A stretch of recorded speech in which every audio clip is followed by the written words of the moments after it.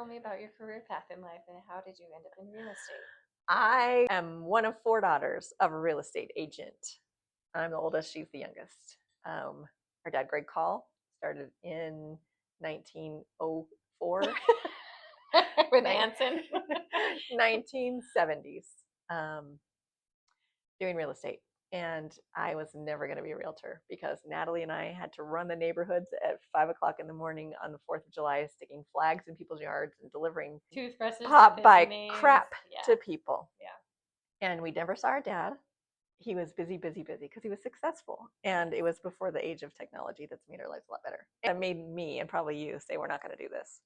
Right. So Maybe now I'll go. Okay. Then you loop in after, right? So I was working in hotel management for a nice prominent hotel chain and got pregnant, and they were not. She was married. Yes, I was. To my husband. After several years, we got pregnant. But anyway, they were not flexible with moms, and they wouldn't give me a schedule that worked around being a mom. And I wanted to be a mom, and kind of work at the same time. But I didn't realize I wanted to work at first. Then reality hit me hard in the face. I got approached by my dad shortly after that, and he said, "Why don't you get your real estate license? Come and work with me. You can do paperwork." And slowly that morphed into an assistant position. And then I had my license throughout that time, but then I was working more selling real estate on my own. I worked with Brock, my dad's business partner, and my dad for quite a long time. And then I saw the writing on the wall that dad was going to retire soon and recruited this lady over here. And it was the best decision I ever made because we needed her. I had spent some time in San Diego working for a graphics company while my husband was in the Navy and had my degree in graphic design and illustration. And so that was what my life was going to be. Natalie had started hinting that maybe I should come work with her. And I was like, yeah, but I kind of like where I am. And I just knew I couldn't handle dad's business on my own. Then I started to notice some things going on at my company, just some indications that maybe they were going to sell the business or that things were coming up. And so I just got this feeling that I should really go and get my real estate license. So I did. I've had my real estate license since 2017. And then in January of 2019, I said goodbye to the company I had been at for almost 15 years and jumped over to work with Natalie and the Greg and Brock team. I was their transaction coordinator. So Natalie trained me, and man, that was hard. It was like, you go to real estate school, but they don't teach you how to be a realtor. They teach you laws and stuff that maybe will come up in your real estate career, but really you need a mentor in this business. Yeah. And so the Greg and Brock team was the best mentor I could have had, but I really felt like I was learning Japanese for 3 months. And it was weird for me to teach my big sister. That was a weird dynamic too. But you did a good job. We worked it out. It wasn't bad. It was just weird. There's no problem, no animosity. I had somebody ask me the other day, how's working with your sister? And I said, it's great. And they're like, really? And I said, yeah, I can only think of one time maybe where we had a disagreement. And that was because of some interaction with a client that made it awkward for us. Right.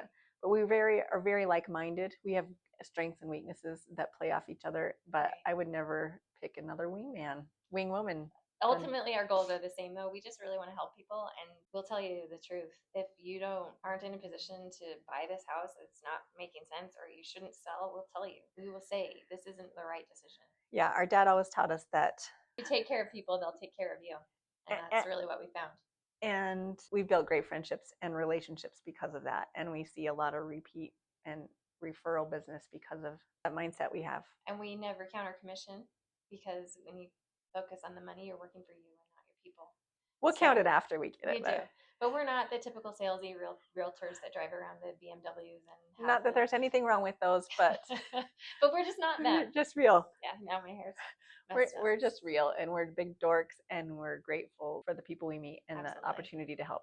Some of our favorite real estate transactions are those ones where we get to cheer for the underdog and see them achieve a goal that they never thought that they'd ever reach, and to be able to see them have the keys. We did have a client that really touched us recently, and those are what keep us going. The ones that you never anticipate would even qualify for a home, and then we help them get in, and it's just. I mean, we're grateful for the everyday transaction where we get to put a great family in a great home, but there's some that just really remind you of the good that you're doing.